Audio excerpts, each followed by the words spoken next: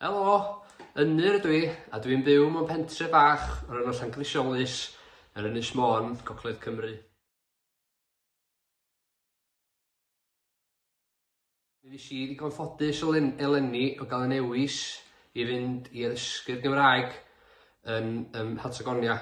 Fues i'n dysgu am cyfnod byr iawn yn yr ysgol hyn, yn ysgol yr Hendre, Trelew, a oherwydd y pandemig wedyn felly yn dysgu yn rhithiol ac wedi mwynhau yn arw.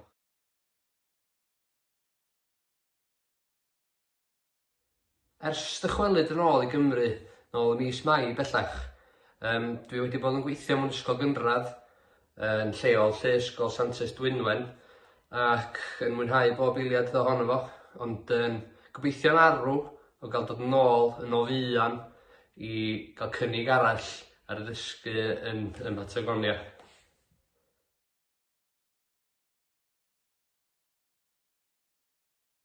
Wel, yn amlwg dwi'n colli'r bobl, mi fydd o bawb mor groesawgar ac wneud mi deimlo'n gartrefol dros ben acw, felly dwi ddiolchgar iawn am hynny.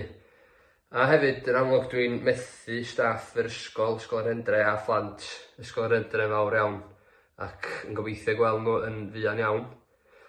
Hefyd, dwi yn colli y cwrw, na gwrw da iawn yna, a hefyd oedd y cig yn dda iawn hefyd, felly dwi'n colli hini hefyd.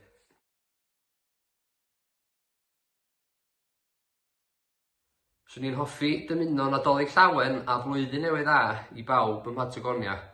I bawb fues i ddigon ffodus o'i cyfarfod, staff, phlant a theuluoedd ysgol yr Hendre, ac hefyd i'r bobl fues i gwrdd ohonyn nhw ar-lein drwy sesiynau Zoom.